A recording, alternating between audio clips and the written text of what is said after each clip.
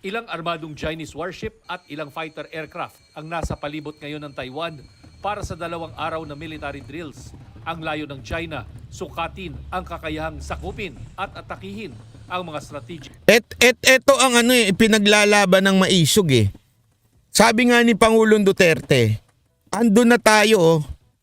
Konti na lang mapapahamak ng mga Pilipino sa gerang hindi naman dapat atin. Gera ng Taiwan to tsaka ng China. Sausaw tayo ng sausaw. Nakakairita. Tapos, pag mapahamak, sige nga. Sinong ipapadala? Si Gibu ba? Feeling ko ito, si Gibu talaga ang tuta ng Amerika eh. At saka yung mga nakikinig dun kay Miss America eh. Yun ang mga tuta ng Amerika. Banat bay, wag na yan ang pag-usapan natin. Si Morales na lang. Ay, Tutuloy natin to. Sa separatist acts ng Taiwan. Ilang araw matapos manumpa si Taiwanese President Lai Ching-te, nanawagan si Lai na itigil na ng China ang kanilang pananakot. Wala pang 400 kilometro ang Taiwan mula Batanes, kaya nagbabantay din ang Philippine Navy sa Northern Luzon. Yan na matapang. To speculate, but we are also on our end monitoring the situation. Anything that transpires Hindi pala yan. Yung isa, yung susunod dyan. should be watched keenly and observed because it may or may not have an effect on us. Namataan naman malapit sa Baho de Masinloc o Panatag Shoal ang Chinese Coast Guard Vessel 5901, isa sa pinakamalaki nilang barko. Yan at Chinese Coast Guard Vessel 5203 na bumangga rin sa isa sa mga resupply ship ng Pilipinas noong Oktubre. Ang ipinost ng security expert na si Ray Powell na papasok sa Exclusive Economic Zone o EEZ ng Pilipinas. Sabi nito isa, ayan. Kung asa ng PIDEA issue andun ng mga viewers, oo. Ako wala akong problema dun. Oh, sige. Sa kanila na yun. Oh, okay ako dyan. Kaya lang, nadidisappoint lang ako sa ilang mga vloggers na inaasahan ko sana yung tunay na balita ang hinahatid. Hindi yung PIDEA dahil gusto lang nila ng views. Marami kasi sa mga vloggers ngayon, kaya lang naman sumasawsaw sa PIDEA. Alam naman nilang walang patutunguhan yun eh. Kaya sila sumasawsaw sa PIDEA kasi may views. Pag may views, may kita.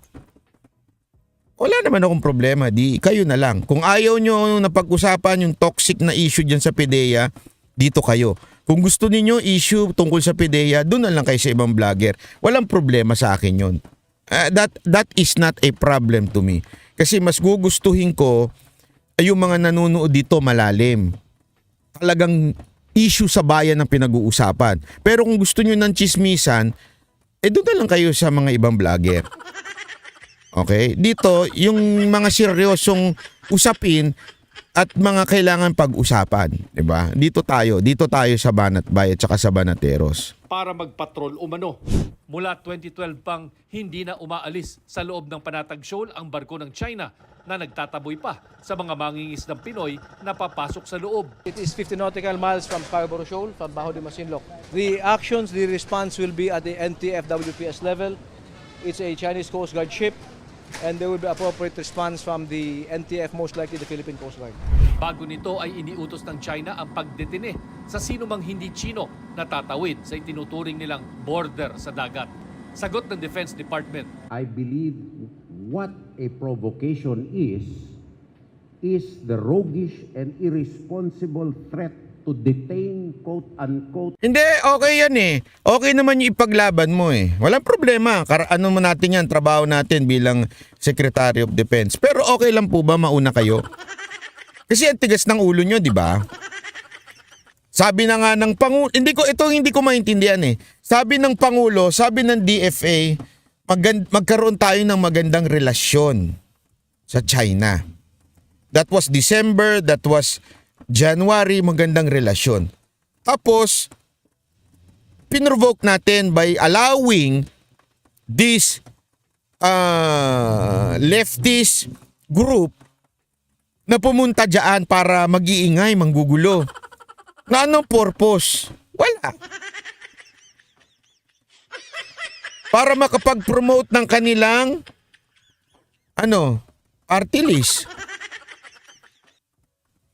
Habang, isipin nyo to, kung ikaw yung China, ikaw ang presidente ng China. Nakausap ko yung presidente nyo. Ang sabi ng presidente nyo, gagawa tayo ng mga step para hindi tayo mag-away. Bakit iba yung ginagawa ng mga tauhan tong presidente to? Ano sa tingin ninyo tingin? 'Di ba? So ang tingin siguro nung China, tinatarantado kami ng presidente ninyo Pagkatapos namin pag-usapan na, mag-usap tayo para hindi tayo mag-away. Hindi tayo dapat mag-away kasi magkaibigan tayo, we're trade partners, we're friends. Magkatabi tayo, dapat mag-usap tayo. Tapos yung mga tauhan ng presidente ko ano ginagawa. Halimbawa lang yan sa mga gera, 'di ba? Sa mga ganggang kasi diyan tayo pamilyar sa mga ganggang, 'di ba? Kunwari may leader ng fraternity dito, tas ako yung leader ng fraternity, nag-usap kami. Pare, hindi maganda yung rambulan tayo ng rambulan. Hindi na tayo nakakababae nito. Hindi na tayo focus sa trabaho natin tsaka pag-aaral natin. Huwag tayo magrambulan kasi nangyayari, nagkakasakitan lang. Wala namang nangyayari. Mag-usap na lang tayo. Sabi naman ng leader ng isang fraternity, okay yan, tama yan sinabi mo, mag-usap na lang tayo. Anyway, malawak naman ng Holy Family. Dito ka sa may kaliwa, dito kami sa may kanan. Diba? Halimbawa, ganun yung away Di okay na, nag-usap na tayo. Tapos makikita ko yung mga bata nung kausap ko, tumatawid dun sa pinag-usapan namin. Ginagawa, hindi sinusunod yung kanilang amo. Ano magiging pakiramdam ko? Tanginan to, tinatarantado ako nito Kakausap lang natin na magkaayusan tayo Bakit biglang iba yung gagawin mo? Ano maiisip mo? Ibig sabihin, tinatarantado ako nitong leader na to. Ganun ang nararamdaman ng China. Bakit kasi natin hinahayaan itong mga leftist na to magpupunta dyan, magsisigaw, alam mo na nga nakakagulo, may bangayan na nga. Tapos eto na naman, yung inuudyok na naman tayo ng Amerika. Hindi, may baala. Iharap natin yung bombang pasasabugin natin sa harapan nila. Ang gago, di ba? Kala ko ba magkakaano na tayo tas bobomba tayo doon sa harap nila. Tapos eto na naman. Kesyo, hindi.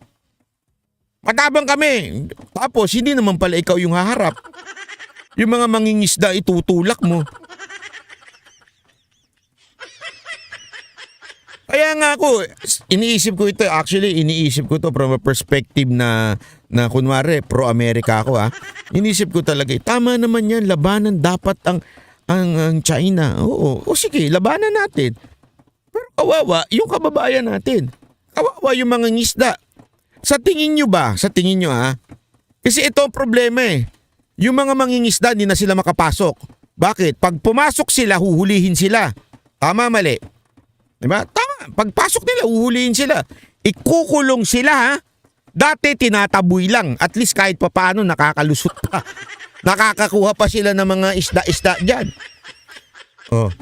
This time, pag nakita namin yan, kukulong na namin yan.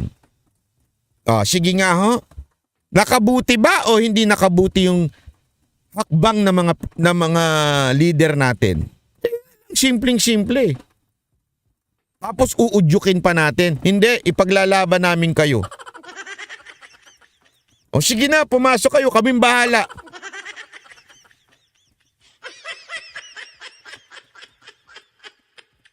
Instead na, sandali, usap tayo, upuan natin to. Diba?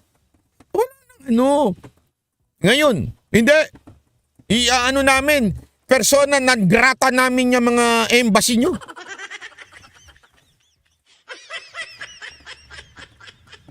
Hindi ko maintindihan bakit ang tapang natin, akala mo naman may ibubuga tayo.